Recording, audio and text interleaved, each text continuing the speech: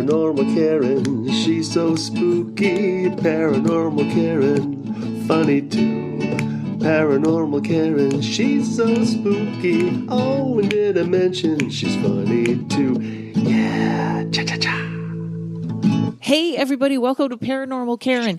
It is November. I believe it's November 20th. And what I am doing, ladies and gentlemen, I am, first of all, one of your favorite guests. I would say everybody went nuts when I did Sex Magic with Lacy free last time. So we're back again. And Lacy, I'll just start there. I don't think I have anything to tell anyone right now except that so I know we're in it now. We're in it. It's beginning. I told all my clients November, December, January, mark it off, do it. We're going to be in it. So all my podcasts now are not actually going to have to do with the change that's going on. If there's something about that, I'll put it up in a bonus episode. So today is pre-taped in October before the apocalypse with my friend Lacy Free. Lacy, how are you? I'm doing really good. I am in the mountains and it's snowing, but the sun is out right now. So it's crisp and beautiful and bright. So I'm feeling happy about that. You know, it's so funny. There's a weird thing. So I'm from Massachusetts originally, and I am from a place of snow. And I don't like or dislike or not like snow. Too much of it can get crazy. But lately, especially the guys I'm meeting online, they are in pictures where there's snow. Which is weird for Southern California. They're in the mountains or there's snow. So I don't know what the message is that. Maybe I'm getting snowed, Lacy. Maybe they're gonna ghost me. I'm just kidding. That's hilarious. I feel like snow is the first snow is so energetically cleansing. Mm-hmm. And I think a lot of us are just craving that freshness, that newness, that pure snow feeling. So it makes sense to me that people are taking pictures in it right now. Yes. And you know what else? The snow is, the first one is so beautiful. Yeah. Yeah. I think I'll be over it by next week, but right now I'm enjoying it. Yes. My sister, it snows so much at her house that sometimes she opens the door and they can't get out. Like it's like, yeah, it's cool. No, we're trapped in and all of the restaurants and grocery stores shut down. But being trapped in I've been really excited to talk to you more about sex. Wonderful. Wonderful. Where do you have a beginning point? I'll even let you begin. Tell me more. Yeah, so right now there's a lot of collective fear happening, mm-hmm. given what's going on in the world and the pandemic the last how many months. And when there's a lot of fear happening, it affects the organ of the kidneys. And what a lot of people don't realize is that the kidneys are where our sexual vitality comes from.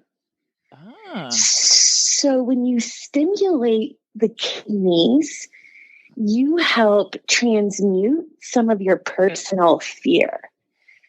And so by stimulating the kidneys or making the kidneys warm. So if you're someone who is struggling to orgasm or you're struggling to be aroused, it might be due to some personal fear or anxiety. And something you can do is literally rubbing your own kidneys or having your partner rub your kidneys. By bringing warmth to your kidneys, you stimulate that organ, which helps your sex drive. Fascinating. Yeah, so one thing you can do is just lay on your belly and have your partner rub your lower back before you start even foreplay.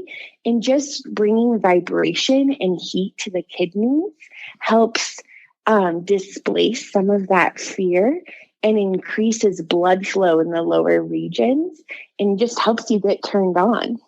You know, I'm a Leo, so the way to my heart is rubbing my back. I am all scratch my back. It's really the little things and the touches before you even start the foreplay that can open up so much magic for you. And I believe by even consciously coming together and displacing fear out of your partner's body, I think you help bring healing to the collective fear that's happening in the world.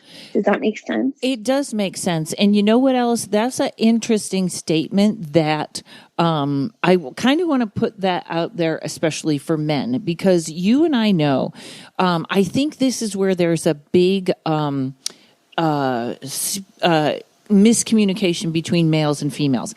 I don't know many women who did not have some sort of a bad sexual experience, whether it was as bad as assault or it was just not listening to themselves or the hang-ups that society wants us to have as women, which are on the way out. And I feel like there's a way a man or a woman, whoever your partner is, touches you before any of this begins, whether it's a rub on the back, it's a holding of the hand, something like that can give you a feeling of safety. Totally. And the masculine need to feel safe too. And I feel like we don't create space for them to feel safe or vulnerable enough to open up their hearts. And I liked how you said touch the hands. The hands hold the meridians. Like in Chinese medicine, the hands hold the meridian to the heart. So by just sitting together and looking in each other's eyes and opening up your palms together and gently using your fingertips and rubbing your partner's palm, you're opening up their heart chakra. You're connecting to their soul, to their higher self. And that's like a beautiful time to set the intention for the sex magic. Wow. I have to say, we are 7 minutes in and you've already like taught me and made my mind blow and stuff like that. So I had a whole snow day to have sex, to think about sex and to do some herbal magic. So I've been really excited to talk to you. Awesome. And I have just a quick question about the kidneys. It's not like I am so bad about biology and chemistry and stuff like that. And I literally skated through school. Like I was dyslexic and I skated. Like there's a way that when you're dyslexic or something like that, you learn around the system is exactly how I learned, because I don't know how I passed any courses. In fact, now I have a little app on my phone that's for kids that is just so I know where all the countries of the world are. It's a game. But there's a lot of countries. Kidney, it's liver that can rebuild itself, right? Is it liver or kidneys? One of the two can rebuild themselves. The liver. Okay, the liver. All right. But I have to say it out loud too. I'm not a doctor. I'm an herbalist and I am an energy reader. So I just love reading about the organs and how each organ carries different energy. And like the liver carries rage and the kidneys carry fear. So being really hydrated helps the liver and the kidneys, and it helps your sex life. Drinking warm tea before having sex, beautiful idea. But that a lot of tea people don't understand isn't hydrating. So I would recommend doing water with lime or lemon in it before sex. The tea warms you up. This is kind of interesting that you are talking about hydration for a second, because I think hydration is so underrated. Like I feel like so many people are just like, I drink a ton of coffee, but I drink a big thing of water. I set aside a big thing of water during the day. And there's something going on right now, we're in October, that I can't get hydrated. And I'm drinking water. I'm hydrating my skin. My skin is never like flaky. And I don't know what it is. I don't think it's the air. And by the way, everyone, you did not just get a text. That was mine. I forgot to silence my phone. It's interesting. So fear and hydration. I don't think I'm in a state of fear right now, but that's an interesting connection. What you're explaining to me feels like absorption. So if you're drinking a lot of water and feeling like you can't get enough, sometimes our body isn't absorbing the water. And to me, that feels like the pH in the body is off. The pH balance. So you want to alkalize the body. So you can eat alkalizing fruit and vegetables and use lime in your water. Something to like quickly get your body to absorb the water in that you're intaking is putting organic baking soda, like a pinch of baking soda in your water will help you absorb it. Okay. Does that also, here's I have a Berkey water system. I have the Doomsday Prepper, contamination, carry it with me to the river when the zombies come, water filtration system. And I'm very about no fluoride. I'm against fluoride. That's why I got it. But it does take away minerals. Now, would that be sort of the baking soda and stuff? Well, baking soda isn't minerals, but it will help you absorb it. But don't be depleted of minerals. I think that's hydration is not talked about enough, and minerals aren't talked about enough. I do nightly minerals in liquid form. I do a lot of the one. Yeah. All right. Yeah. So I recommend that for everyone, and it totally affects your sex life if you're not getting the minerals you need. Magnesium. Yeah, is a big one. Selenium. Okay. Yeah, and this is called, just so everybody knows, it's called Concentrace, or it's something like that, Concentrace, and it's a liquid, and it tastes terrible. How do you get it down? Yeah, I'm really good at getting gross stuff down. I know they sell it in a pill, but you can't travel with it because it melts. The pill melts really fast. But okay, minerals. And I'm not a fan of pills. It's hard for our body to absorb.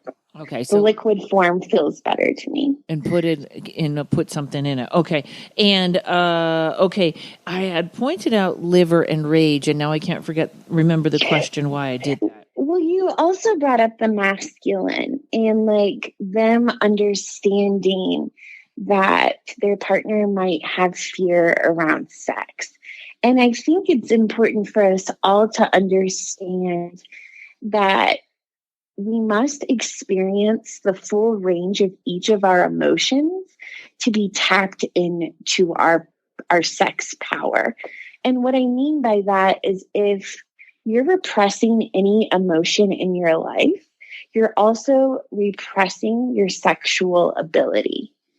So if you're someone who's like just trying to avoid their sadness, and it's a tough balance, I understand, because you don't want to get depressed and hide under covers forever, but you don't want to push down your emotion. You want to go through that tunnel, because once we push one emotion away, we're not able to fully feel the rest of our emotions. To feel any emotion, you have to feel all emotion.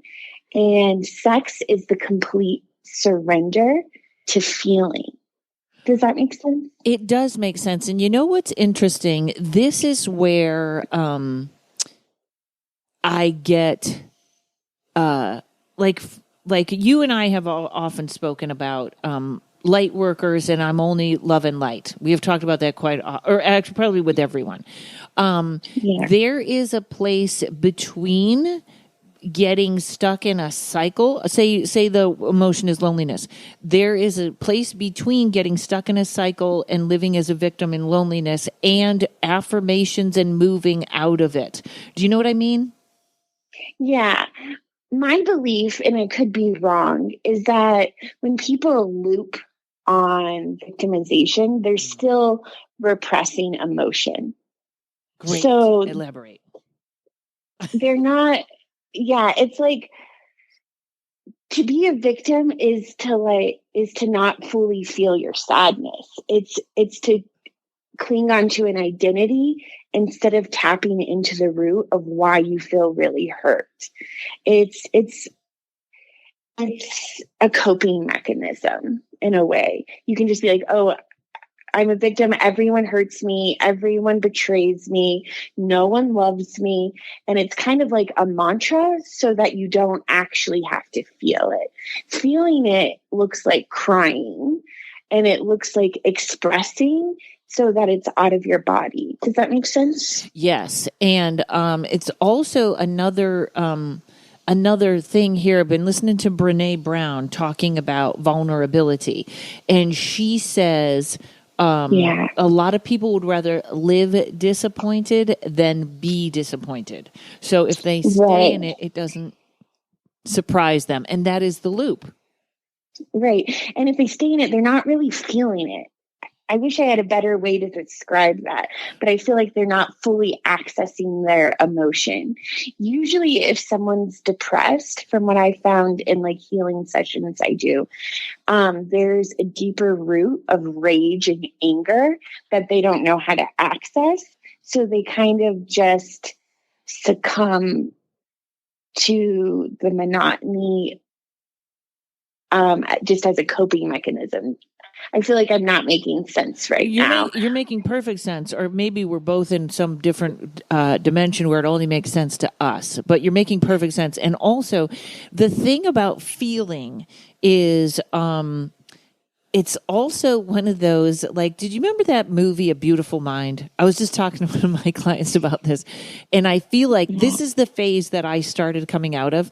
But so Russell Crowe has schizophrenia, and he doesn't understand it, and they finally find it, and the wife and the doctor say, well, you have schizophrenia. And he says, okay, tell me how to fix it. And they're like, it isn't a fix. And he's like, no, just explain it to me. I will find the formula and I will fix it. And they're like, no, you can't. And he's like, no, I can. I feel like that all the time. Like I'm the person that's like, oh, rage. All right, give me the mathematical equation of rage and I'll fix it. And you can't. It's just a thing. It's like finding out who you are. When someone says, find out who you are, you can't explain that to someone. Does that make sense? Or you probably have a better tip than I do. Yeah, I love using rituals to express rage. But I do want to say also, this is no shame to anyone who's feeling depressed right now, because our culture teaches us how to cope through depression rather than how to go to the root of our anger. Especially as feminine people, we're not allowed to express anger. So sometimes we go to depression because that's our only means of survival. And some people need to be in that space until they can go through the tunnel of their pain or their sadness or their rage.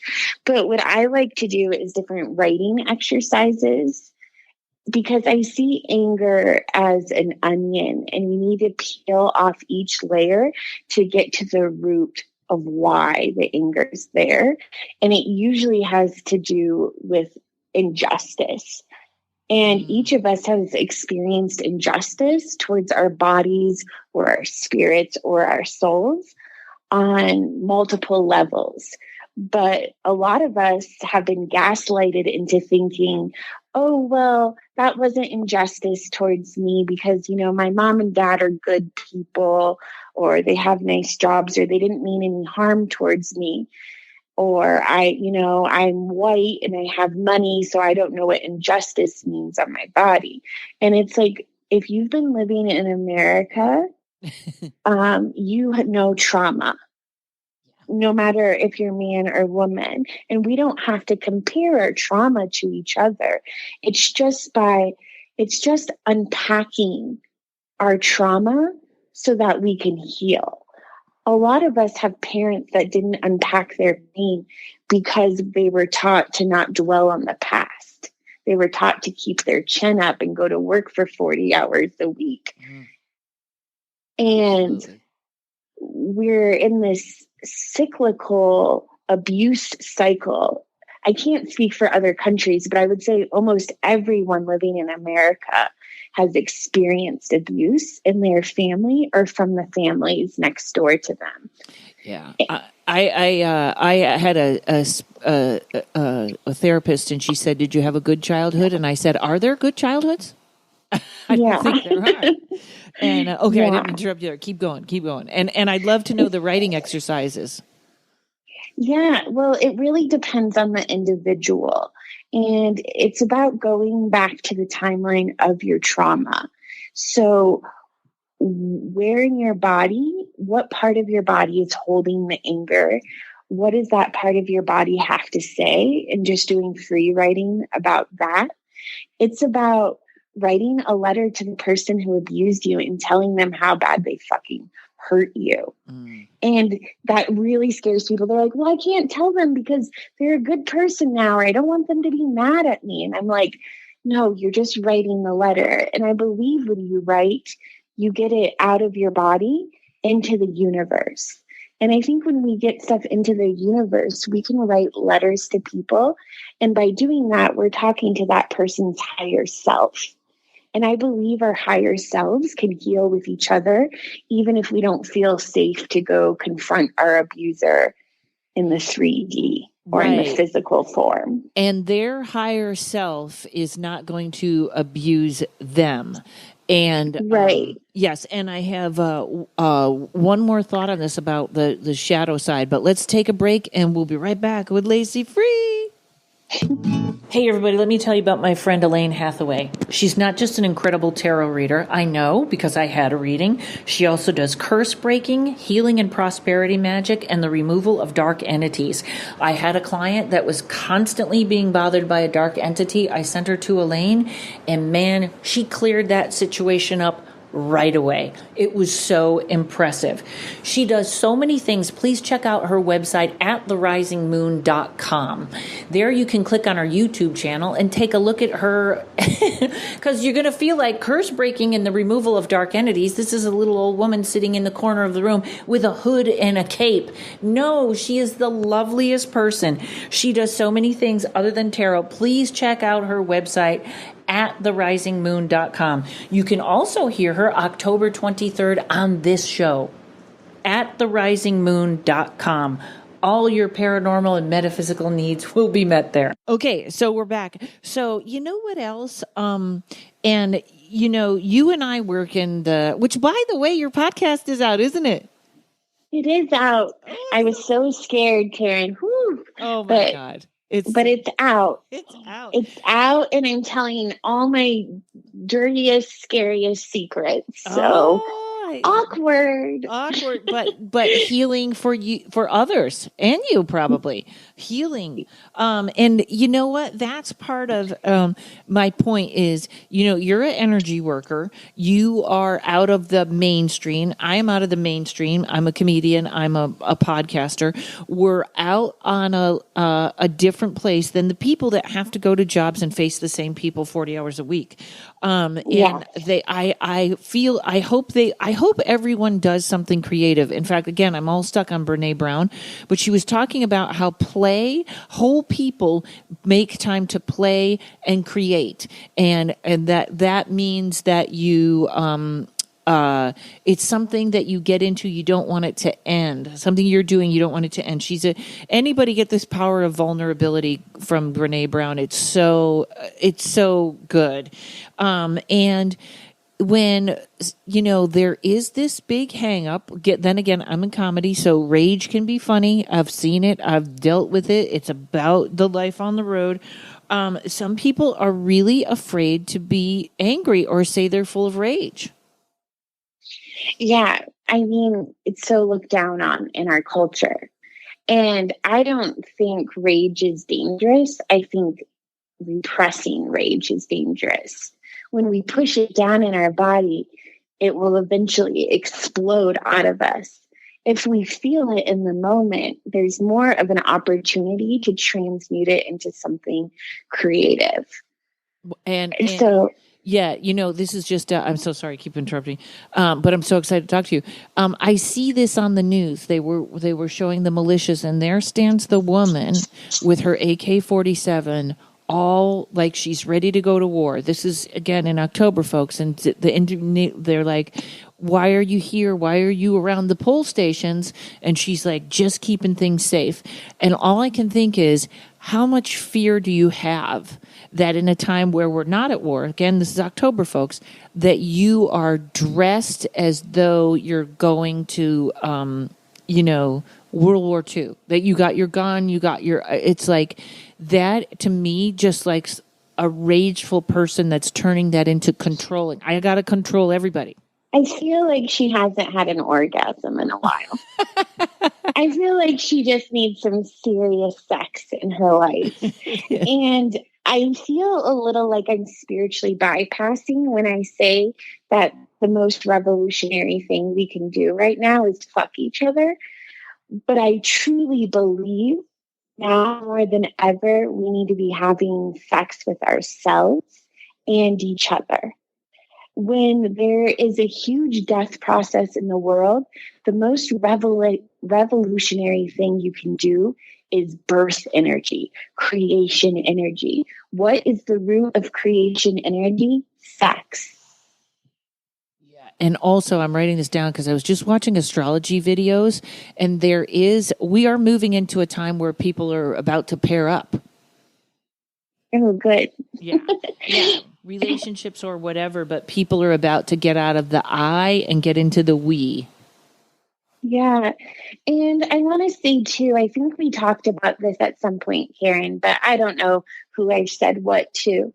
And there's the idea of a sacred one night stand. Yes. No, we talked about this in the bonus episode that I skipped. So please tell us all about the sacred one night stand. I love this. Well, I think some people feel shame if they don't have a partner to practice all this sex magic with. And I believe we can love anybody's body at any moment if it feels safe in our own body. But we have all these cultural hangups that like, well, I don't know if he likes me enough, or I don't know if I like him enough, or whatever the thing is. And I'm like wondering if people feel safe enough if they can just be in the moment with a person, and maybe even a stranger, if that's what the moment calls for, and like pour love out of their body into the other person's body, and not have to feel like there has to be some sort of commitment or tie or guilt in doing that. And it's okay if you want a commitment, but some people really are finding their independence or interdependence right now in a way that they don't want a partner, but they want to experience this divine love and being in love for the moment. And I believe any human can come in contact with any other human, and that we're reflections of each other, and we can fall in love with each other's bodies, even if we walk away in the morning. I love that on so many levels. And I feel like, I know it's a weird thing, but that is it's almost like when there's sometimes, and this was before, friends with benefits, right? That tends to leave a lot of hangups and a lot of loose ends. And I get so many readings from people but he's acting like this and he's doing this, but she's acting like this and then she says this, where there's what they're doing and what they're communicating are two different things. And I kind of like, especially friends with benefits, you can end up, I guess the idea is that you can be yourself, but it doesn't always end up that way. There's an interesting, I don't know where I saw it, but there's an interesting thing of a psychologist somewhere that says to be a husband and wife doesn't always mean being best friends. And I was like, you know what? I kind of agree with that. And I know it's different for everybody, but it's a weird, and please feel free to step in if you don't agree with that. I run into a lot of best friends, husband and wives, that don't want to have sex with each other anymore. Really? I don't know. For me personally, I couldn't be with someone who wasn't my best friend. Yeah. Like, and I love fucking my friends. Like, I'm so much more into just like being friends with people. I've had a lot of messages around friendship lately and just how important it is right now. Yeah. In that we're also not taught to fall in love with our friends. And it doesn't mean you have to have sex with all your friends, but we're kind of taught to grow up and find one partner who makes us happy. And we're not taught to completely fall in love with our friends and pour our love into our friends. And especially women, like women should be worshiping each other right now. Women should be stepping into the gods or goddesses they are, and we should be honoring each other and telling each other how beautiful our friends look, or how smart our friends are, or how funny they are. When we give that love to our friends, we're offering a prayer to them, which offers a prayer to ourselves and heals the world. Like, all this shit that's happening right now with Trump or Biden or whatever is a reflection of us and our subconscious. Mm-hmm. And the only way to rewrite it is to heal it. And I believe we can heal it through sex and through pouring our love into our friends. And there's the other thing about, and this is a half joke, people, but it was like, I met this cute guy on an app and I was like, oh, this is great. And then I met another cute guy and I was immediately like, well, now I'm polyamorous because I have two cute guys, right? But there's something about that, that is now starting to, I'm understanding it more than I did before, because you can't ask one person to give you everything. Yeah, you can't. I'm a Virgo, so sometimes I try to, and I sometimes really hope that that's going to happen.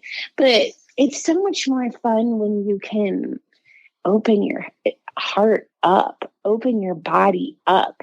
A lot of feminine energies talk to me about how they can't orgasm or reach orgasm, and that comes from tightness in our muscles, like the tightness in our bodies. And we need to make thoughts. And in our thoughts. But I think a root of it is because we're so afraid of being entitled. There's this like shame if you feel entitled to anything. But to have good sex, you must make sure you feel entitled to feel pleasure. You have to believe you're worth receiving and feeling pleasure to have a good romp. That was something, I think, because after your bonus episode, of course, all my friends got readings, and then, of course, they all told me about them. And that is sort of one of those things that when you say that, entitled to pleasure, it's one of those things that people don't recognize until you put it in words like that. Yeah, well, because no one's teaching us that it's okay to feel good. We're taught we have to work harder, be more successful, get skinnier, look prettier, look younger, whatever the thing is. And no one's like, hey, what makes you feel really good? Yes, because it's all about everything will be great when I am thinner, when it'll all work out then. Like I said, I think that's a big one, because I know when I do readings, especially as a mom, they're going to ask about the financial situation of the family. They're going to ask about their husband's job. They're going to ask about all their kids. 5 minutes left. Tell me something about me. And I'm like, yes, you waited until the end to ask about you. You know what I mean? Like, I always try and point out, this is your time. But they put everything, and men do that too. I keep just saying women. But people forget that, sometimes that is what a reading is. It's an hour about you. Right. And sometimes we withhold our own enjoyment in sex for power purposes. It's this. So sometimes when people are like married, for example, and they have some anger towards their wife or husband. I find it with feminine who are married to men a lot. They're like, I can't orgasm. And I'm like, oh, are you angry at your husband? And 9 times out of 10, she says, yeah. And I'm like, you don't feel like you can express this anger towards your husband? And she's like, no. And it's like they're withholding enjoyment to have power over their lover. And they don't feel like they can be their own advocate. And you, so, go ahead. No, what were you going to say? I was going to say, I want later or after when we're done with this little that you're saying right now, I want to bring up the topic of faking orgasms. Yeah, well, let's get into it. Let's say, is there ever a good time? Because here's the thing. I know there's a lot of sexual pleasure comes from pleasing the other person. Yeah. Right? So if you're not with a narcissist, that person wants to know that you have been pleasing. And if it's just not happening, what would you tell someone that fakes it just at that moment to please their partner? Well, first I would say to have the best sex really isn't about pleasing your partner. I really don't believe it is.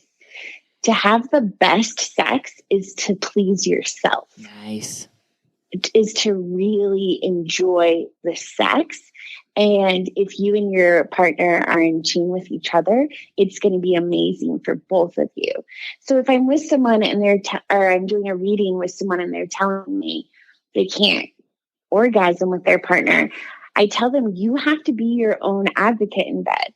And some people can't orgasm at all, and that's a different story. But for the people who orgasm during masturbation but can't with their partner, I tell them, be your own advocate. Step into your power and masturbate in front of your partner. If they're not giving you the orgasm, you give you the orgasm while making out with them. Have them rub your nipples while you masturbate in bed. You still have that orgasm. You give all your energy in pleasing yourself, and that will bring enjoyment and harmony in the union. And you're teaching them. So as you're pleasing yourself, you can guide their hands or put their hands on different parts of your body. But faking it sometimes, honey, if you want to fake it, fake it. You got to fake it till you make it sometimes, but you're still putting your enjoyment on the back burner, and that's going to hurt you in the end. Okay. And I'm going to tell everyone to hit rewind for the last 2 minutes and listen to hear what she said again. Because I know that's going to be a hard thing. Like, I know married women, I mean really happily married women with great husbands that are afraid to ask for more sex. Oh, yeah. Well, if you're afraid to ask for more sex, have more sex with yourself. Feel hot for yourself. Start fantasizing for yourself. That's an energy. That's ritual. That's a love spell for yourself. And that is creating so much attraction towards you. And if your husband never comes around to it, I don't know that it's the right union, maybe sexually. But if it is the right union and a healthy dynamic, you're just manifesting more love for yourself when you're masturbating or pleasing yourself or looking sexy for yourself. Nice. Okay. And you know what? I'm going to just let you go back to your notes because you always bring the best stuff. So where are we off to now, Lacey? Well, another reason people don't orgasm is because like tension in their muscles.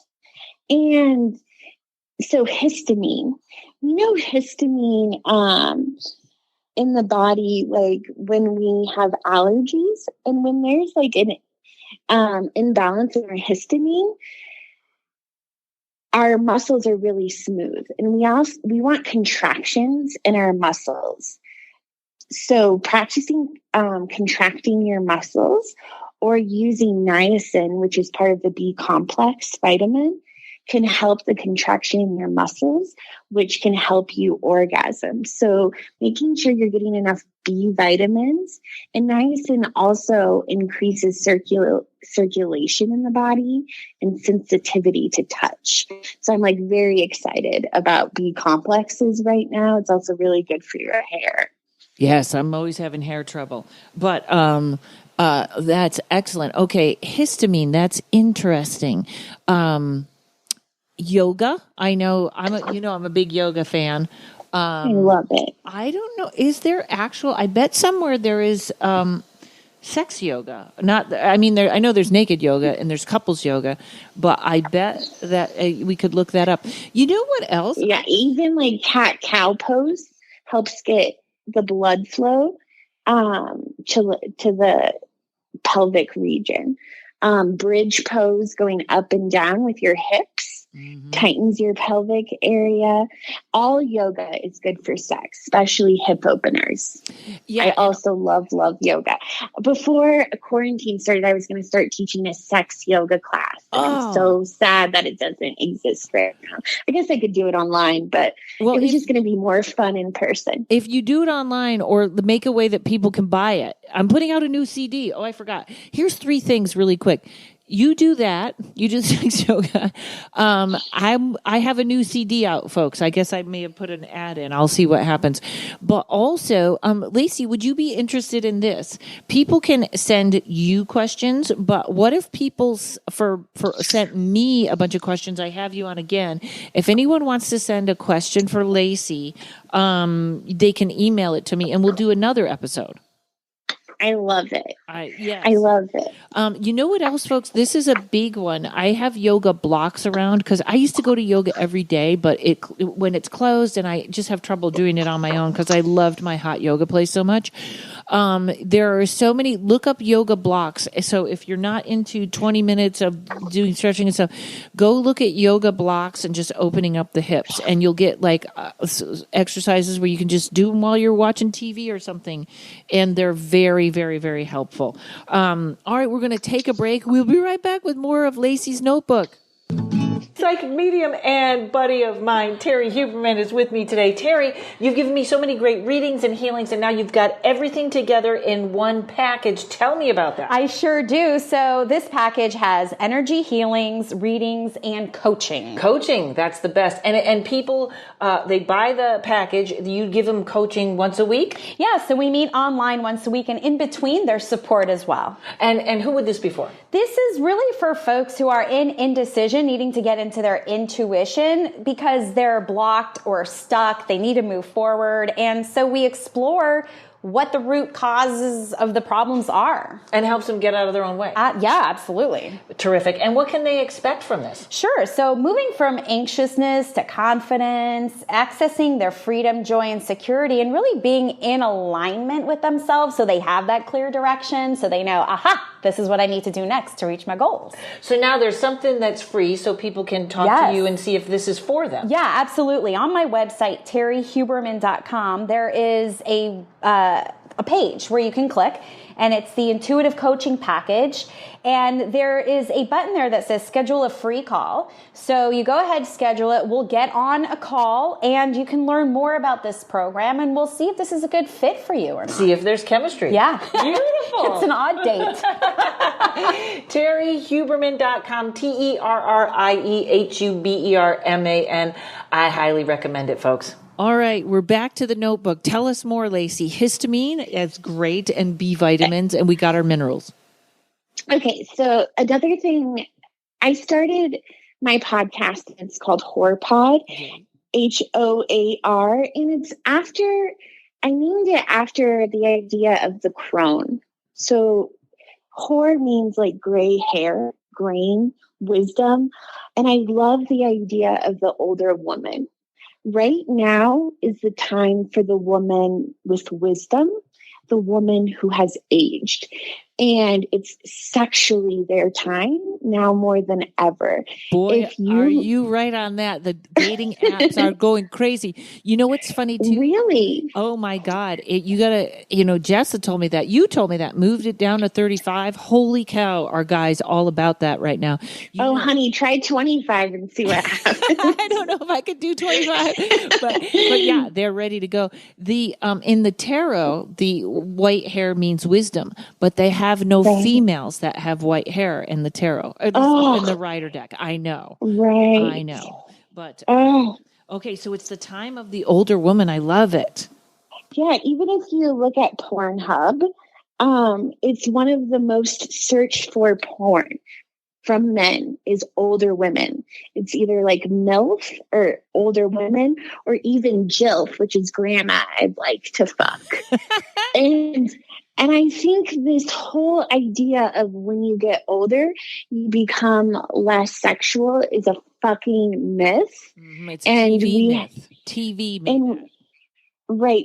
Well, the truth is masculine do become less sexual as they get older, and it's harder for them to have erections. But feminine energy become more sexual, and it's easier for them to have orgasms as they age. Mm-hmm. After menopause, estrogen levels drop, and the blood flow to the vagina diminishes, and the vagina walls become thinner and less elastic. So that makes it a little hard for lubrication to produce naturally. So you might have to get some organic lubes or coconut oils. I like coconut oil, but that's not for everyone, especially if you're allergic to coconut oil. So it might be harder to produce natural lubricant, but the thinning of the walls in the vagina increases sensitivity for the vagina, and it makes older women have an easier time to have multiple orgasms in bed. Wow. And they're just more sexual as they're older, but so many women have been shamed out of this narrative. Wow. You know what else? I have to say two things. And everybody knows I talk about it on my last podcast, how you flipped a switch with me. And let's say it this way. Certain things that were an issue before you talked to me and did my reading for me, my body fixed them. I love that. Say more. Okay. So in other words, all right, so everybody, I'm sorry, but like some of the things here, like dryness and stuff like that, my body fixed itself. And someone told me, you'll have to check on this. This will be someone told me that there are, I don't know if she said, I always want to say tribes in Africa, but I mean, there's certain places where women don't get hot flashes because menopause is treated like you're there, or it's not like a bad thing, like, oh no, you're older in menopause, you're all done, and they don't have hot flashes. So yeah, that makes so much sense to me. Yes, and also, what was I going to say there? So estrogen levels, like mentally, when you kind of straightened me out, I think they went up in me, or they released, or something happened, something changed. Yeah. And you are a very attractive person, but you are hot as fuck right now, Karen. You are radiating. Me and Jessa talk about it all the time, and we love it. We're like, did you see that picture Karen just posted? She is glowing. She is on fire. Well, too, that was, first of all, there was a whole chain of events that especially when I went into comedy, I remember being told not to wear a dress on stage because my legs were too long, or don't be too sexual on stage. You're supposed to kind of be like a guy, bring it down. And that was, now that is gone. And there seems to be like a license with that.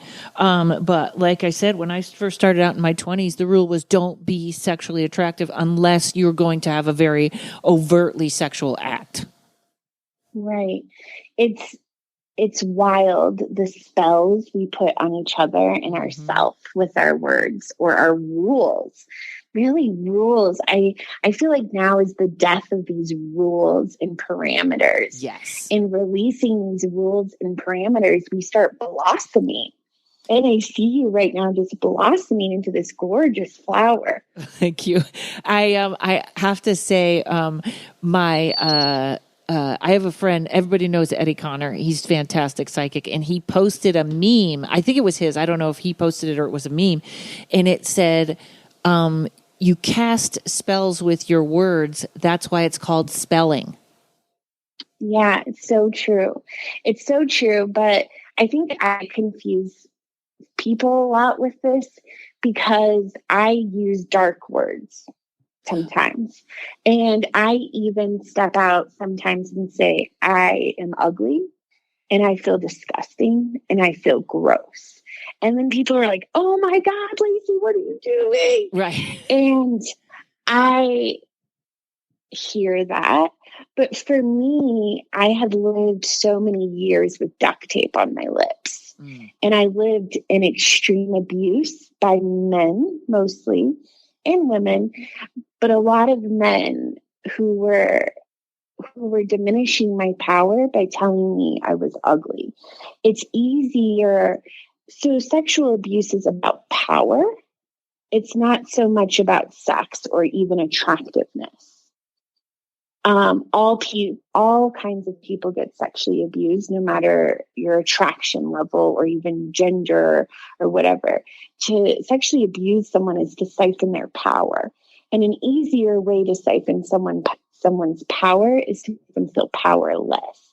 So one way to make someone feel powerless is to tell them they're ugly or make them feel ugly or make them feel stupid. And that was happening to me for so long that I started really believing that about myself. And I think it started physically manifesting in my body by like really holding on to weight or to breaking out. And it really affected my hormones. And that's why I got so into herbalism and natural remedies, is because I was in the hospital because my hormones were so screwed up. And they were trying to put me on all these hormone replacements when I was like 18 years old. Wow. And so I started healing myself through natural medicine. But it's a constant integration. It's a constant healing. But part of me saying I'm ugly is taking my power back and rewriting my story. It's collapsing that timeline.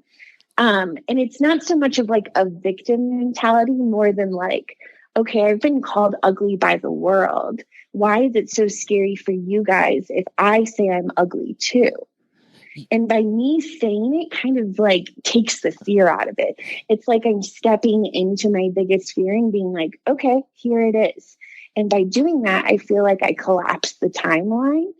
And I don't know, it really does feel empowering to me. Well, you know what, too? First of all, anybody that has seen your Instagram knows that you are gorgeous. So we're going to leave that there and go sign up for her Instagram. Lacey is free if you haven't yet, because it's fabulous and so beautiful to look at, just like you. And also, you know, there's something about, and this is where we started with the affirmations and the right time and place, is everyone always asked Richard Pryor why he started using the N-word, because he started using it with himself and other African Americans. And he said, I'm taking back that word. I'm taking the power out of the white person calling me that, and I'm taking it. And that it was such a genius thing. And that's what, when you do that, when you say I'm ugly or I'm gross, I also feel like you're setting yourself up for an adjustment. Yeah.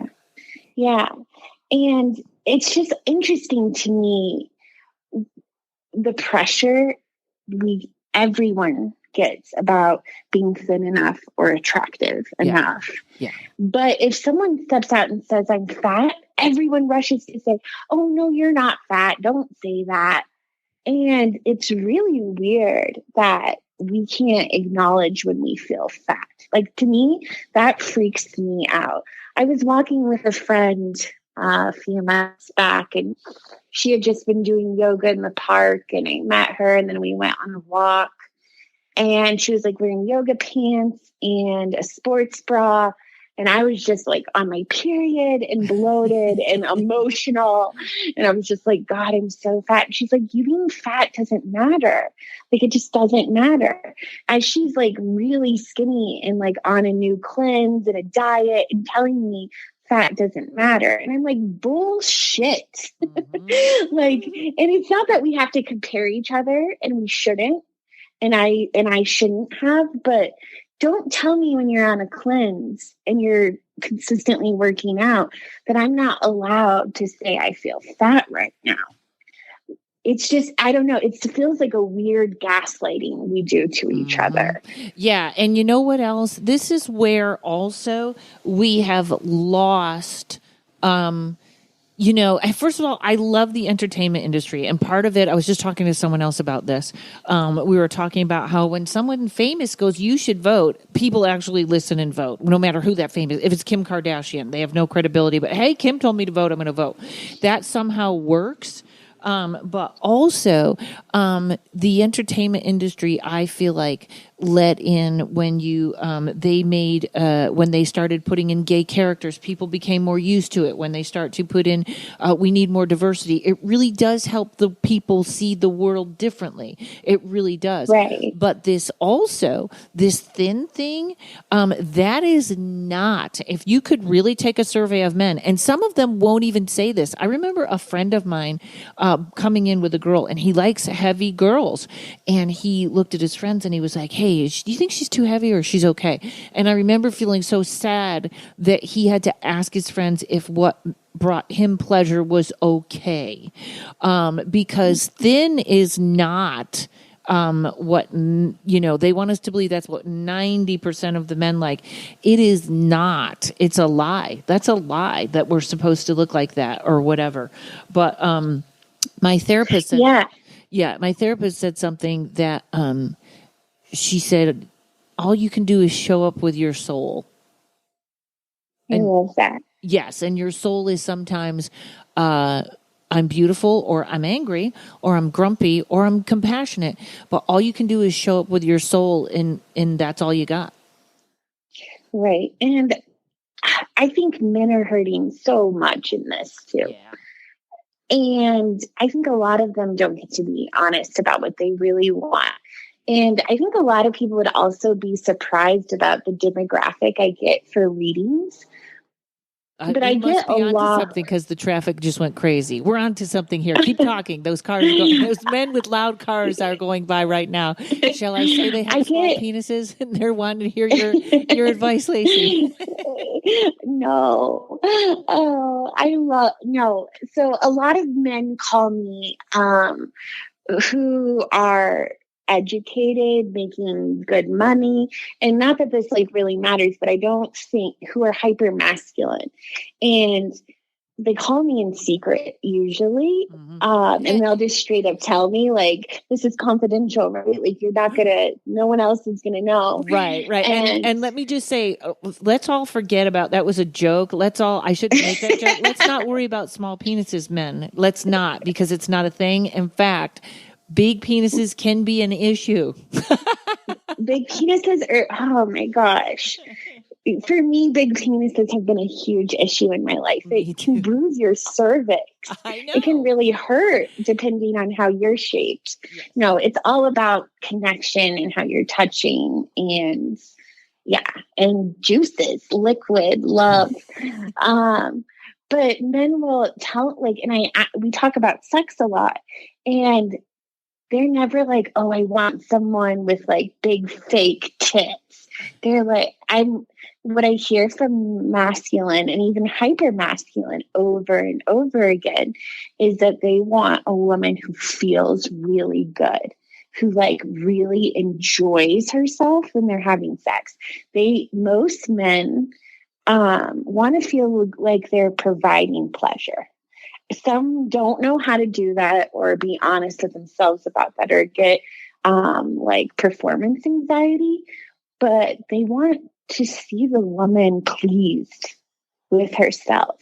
They want a woman who's experiencing joy and happiness and surrender, who opens up her body and laughter to them. Yeah, and laughter. But, yeah, giggling. I like what you said about play earlier, because play is the best foreplay. Like just enjoying each other's friendship and joking. Yeah, and giggling. I like giggling. And yeah, men that giggle. Yeah, I love that. I think a lot of us are healers, even if we have a 9-to-5 job. I think a lot of people who chose this incarnation right now have chose to be on the planet because they're healers. So they're here for the death process. And even if they don't feel like a healer because they work in a cubicle, they're still bringing healing to the people they work with, even if it's 2 people at their office. And one way to hone your skills as a healer is to offer healing during sex. So it's important to experience your own pleasure during sex, but I think it's also important to practice walking in the bed as a healer for your partner. You talked about the palms earlier being connected to the heart. Envision crystal light or gold light coming out of your palms and touch the heart chakra. And envision that light coming out of your body into your partner's body. For a minute, I thought you were talking about the drink Crystal Light. And I was like, what? Well, it is red. No, it's a little woo. But I feel like using light energy during sex can be really helpful. And you can like literally use the colors of the chakras. So you can envision like green light coming out of your palms and filling your partner's heart with green light. Or you can, put your palms on their pelvic region and envision red light into the root chakra and envision their root filling up with this red light and like kissing that area. Envision light coming out of your lips. It's just fun to play with different frequencies and different colors. And another thing, like whether you have big fake boobs or you have little ones, whatever, whenever someone makes a comment, just go, yeah, aren't they great? Yeah. Aren't they great? Yeah. No, I think the hottest part of all of us, no matter what our body is our true essence. I think we're all like animals who truly do love and want to fuck. And if we could only let that essence out of our body. And one way of doing that is going back to those emotions is like crying, screaming, jumping up and down, dancing before sex. You want to break up the stagnation in the body to get the fluids going. It's COVID, so a lot of people aren't dancing like they were, going to yoga classes like they were. Have a dance party with your partner before you have sex. Shut off the lights and be silly and turn on one song and ask them to dance. And like it takes being brave and it takes being vulnerable, but I think that's really where the magic happens. It is, and what a beautiful place. Lacey, I just love having you on every time. You inspire me. You make me want to be is that a better person? I guess that's it. It just all works. You get me excited. Well, not a better person. The sex goddess you are. The radiant sex goddess you are. So I found out that I forget because we talk so much and I forget what's on the podcast. But I found out Lilith is in my 8th house, my house of sex. Lilith is the the dark, supposedly dark, but the Adam's first wife. Yeah. Yeah. We'll have to save that for another podcast. But folks, no, there's so much I want to talk to you about as far as Lilith and kink sex. So we'll save that for the next time. But I'm writing it down right now. Awesome. Talk to Karen about kink. Yes, Kink, right? Yeah. Okay. I thought I heard that wrong and I was like, what? That sounds great. And everyone, if you have questions for Lacy, you can email them to me. We should have you on all the time. Question and answer with Lacy. And just put a note on there. I probably will never use, especially for this, I won't use anybody's first name. Please send me any sexual questions you might have been afraid to ask. We can ask Lacy. Turn on her podcast. Tell us again, Lacy, and spell it so that everybody knows. Hoar, Hoar, right?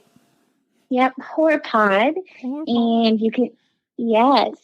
And you can book a reading with me at lacyfree.com or find me on Instagram at lacyisfree. And let me tell you something about Lacy's readings. They are, everyone I know that had one has come back just mind blown, but also you can come to me for a 3D reading and say, is my money going to be this, that? Lacy always brings something to the table that is unexpected and so healing. I can't even tell you. And we had talked about this, a friend of mine, in every reading you give, there is at least one game changer, if not more. And it's something that they don't see coming. You read for a friend of mine that couldn't get over something, and you captured it in one sentence, and I was like, oh my God, I couldn't even figure, like, you just made it great. So folks, I can't say enough. Lacy Free, it will be in the show notes. Lacy is Free is the Instagram. You can see how beautiful she is. Even when we feel ugly, we're beautiful. I use filters, guys. I look hotter in the pictures. No. I've seen you in person. You're so beautiful. You were here in my home. Anything else? Did I miss anything? Hoarpod. It's also in there too. Yeah. Thank you so much, Karen. I love you. I adore you. And I adore your readings. It was so fun getting a reading from you when I was at your house. I've been telling everyone about it. And I love you, dear. And I love you, audience. I love you all. Love you guys. Have a lot of sex right now. Yes. All right. I'll see you guys next week, everybody. Thanks to Mike at Uno Rising Media. And thank you, Lacy. Can't wait to have you again soon.